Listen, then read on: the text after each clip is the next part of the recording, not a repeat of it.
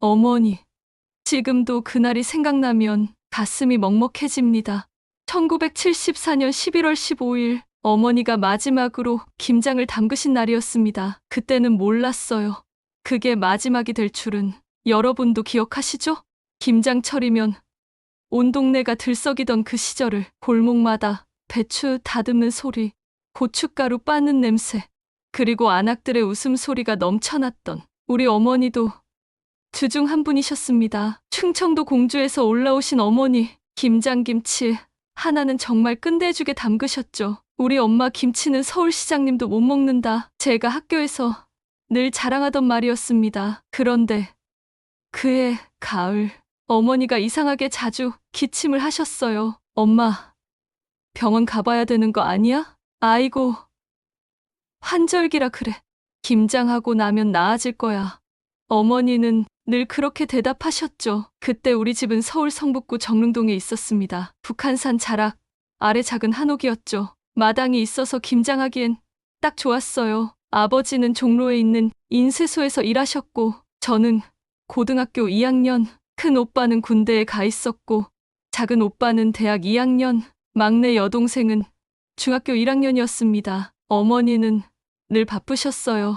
새벽 5시면 일어나서 아버지 도시락을 싸시고 우리들 아침 챙겨주시고, 낮에는 동네 아주머니들과 품앗이도 하시고, 그러면서도 늘 웃으셨죠. 우리 애들 덕분에 내가 산다. 그게 어머니의 입버릇이었습니다. 10월 말부터 어머니는 김장 준비를 시작하셨어요. 올해는 꼭 100포기는 해야겠다. 아버지가 걱정하셨죠.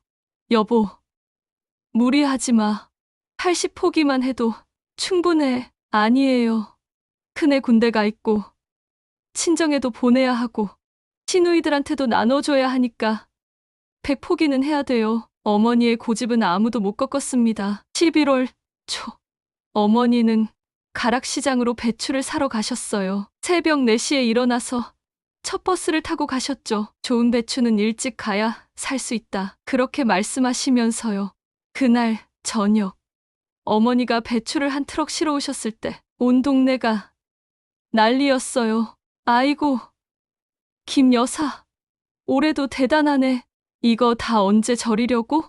이웃 아주머니들이 걱정하셨지만 어머니는 씩씩하게 웃으셨죠. 걱정 마세요.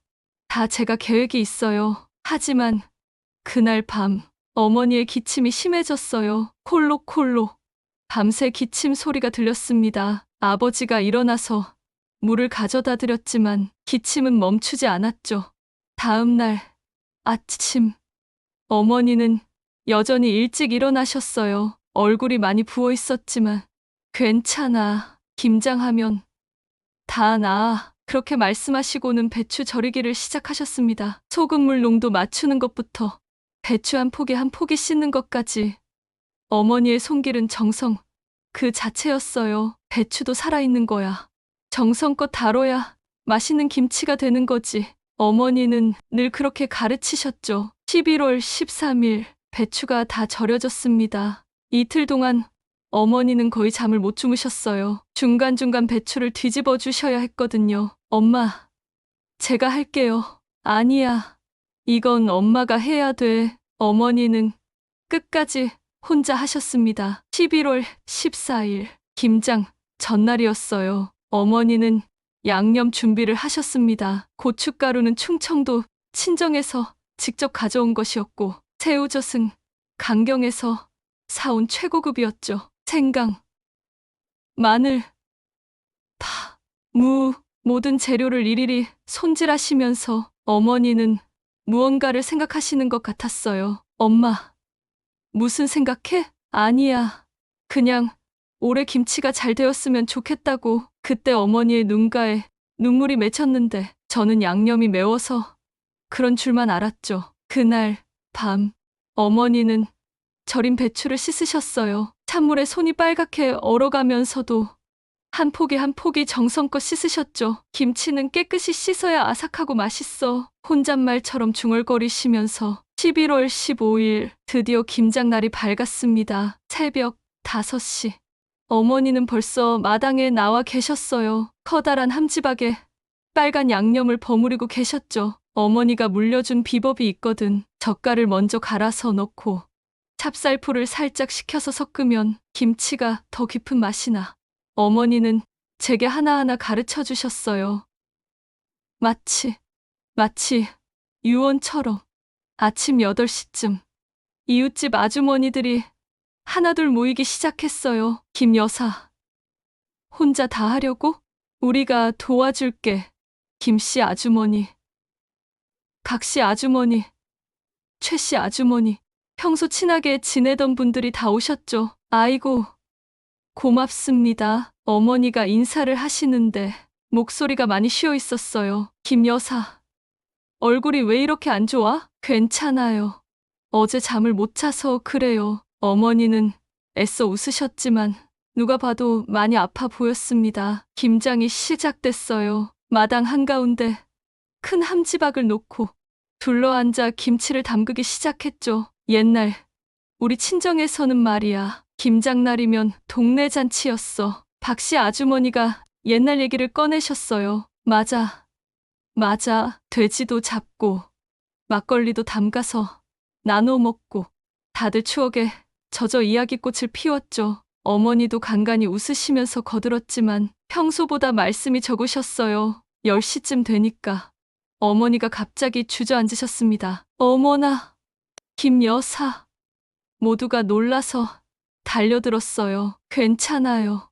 잠깐 어지러웠을 뿐이에요. 어머니는 손사래를 치셨지만 입술이 하얗게 질려 있었죠. 병원 가봐야겠어요. 지금 당장 가요. 아주머니들이 걱정하셨지만 어머니는 고개를 저으셨어요. 안 돼요. 김장을 끝내야 해요. 이게 마지막일 수도 있으니까. 그때 어머니가 그렇게 말씀하셨는데 우리는 모두 농담인 줄만 알았죠. 잠시 쉬고 나서 어머니는 다시 김치를 담그기 시작하셨어요. 떨리는 손으로. 하지만 정성은 그 어느 때보다 지극했죠. 우리 큰애가 제일 좋아하는 게 김치찌개거든요. 군대에서도 엄마 김치 생각난다고 편지에 꼭 그 얘기를 써요. 어머니는 큰오빠 얘기를 하시며 김치속을 더 꽉꽉 채워 넣으셨어요. 작은애는 김치볶음밥을 좋아하고 막내는 김치전을 좋아하지.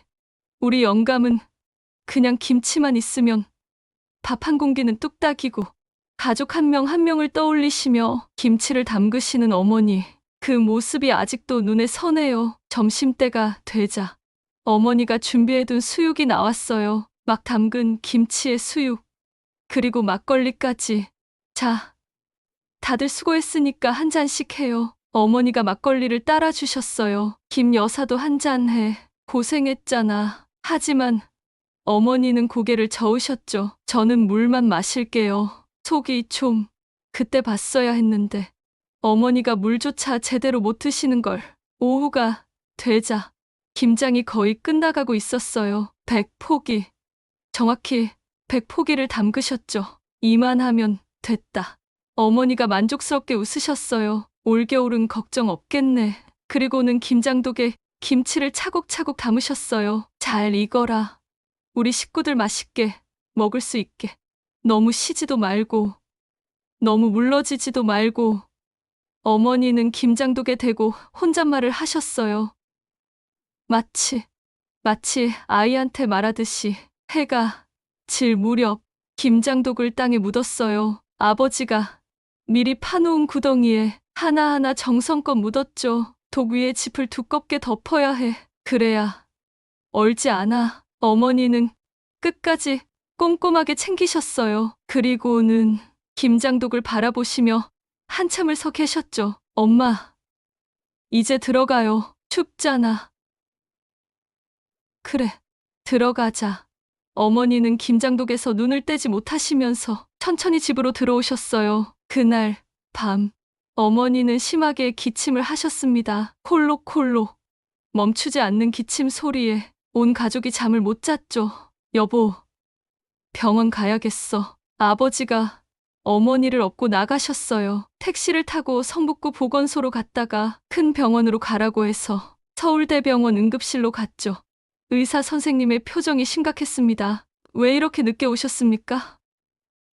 폐가 많이 안 좋으십니다. 당장 입원하셔야 합니다. 청천벽력 같은 소리였어요. 얼마나 심각한가요? 아버지의 목소리가 떨렸죠. 의사는 한참을 망설이다가 상당히 진행된 상태입니다. 더 정밀 검사를 해봐야 알겠지만 그 뒤는 더 듣고 싶지 않았어요. 어머니는 그날로 입원하셨습니다. 병실에 누워서도 어머니의 걱정은 온통 김치뿐이었어요. 김치가 잘 익고 있을까? 너무 시지는 않을까? 아버지, 김치 꺼내 먹는 거 잊지 마라. 한 번에 너무 많이 꺼내면 맛이 변해. 저는 눈물을 참으며 대답했죠. 네, 엄마, 걱정하지 마세요.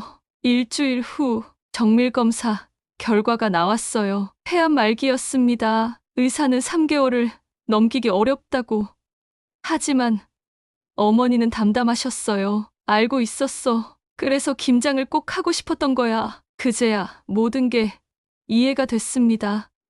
왜 그렇게 김장을 서두르셨는지, 왜 백 포기를 고집하셨는지, 왜 마지막이라고 하셨는지.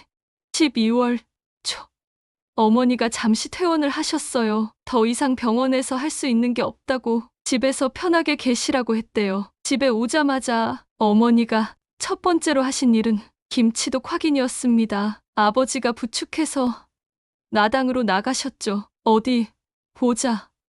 떨리는 손으로 김치를 한 포기 꺼내셨어요. 한 조각을 드시더니 환하게 웃으셨어요. 잘 익었네. 딱 알맞게 익었어. 그리고는 제게 말씀하셨죠. 너도 먹어봐라. 김치를 입에 넣는 순간 눈물이 왈칵 쏟아졌습니다. 어머니의 정성이, 어머니의 사랑이 다 느껴졌거든요. 맛있지? 네. 엄마, 너무 맛있어요. 그래, 다행이다. 어머니는 만족스럽게 웃으셨어요. 그날부터 어머니는 침대에 누워 계시면서도 김치 걱정만 하셨어요. 아침엔 김치찌개 끓여 먹어라. 점심엔 김치볶음밥도 좋고 김치전도 가끔 부쳐 먹고 하나하나 가르쳐 주셨죠. 12월 24일 크리스마스 이브 어머니는 우리를 모두 불러 모으셨어요. 다들 와봐라. 군대에서 특별휴가를 받은 큰오빠도 왔고 시집간 고모도 오셨죠. 엄마가 미안해. 더 오래 살면서 너희들 챙겨줘야 하는데 우리는 모두 울었어요. 엄마, 그런 말 하지 마. 엄마는 충분히 해주셨어. 어머니는 힘겹게 웃으시며 김치는 꼭 먹어라. 엄마가 정성껏 담근 거니까. 그게 엄마의 마지막 선물이야. 그날 밤 어머니는 조용히 눈을 감으셨습니다. 48배 젊은 나이에 장례식장에서 조문객들이 모두 울었어요. 그렇게 아픈 몸으로 김장을 100포기나. 정말 대단한 어머니셨어. 큰오빠가 김치를 먹으며 엉엉 울었죠. 엄마 김치야. 이게 엄마 손맛이야. 그 겨울 우리 가족은 어머니의 김치를 먹으며 어머니를 추억했습니다. 김치 한 조각에도 어머니의 체온이 남아 있었고 어머니의 숨결이 배어 있었죠. 이듬해 봄 김치가 거의 떨어질 무렵 막내가 울면서 말했어요. 오빠, 이제 엄마 김치 못 먹는 거야?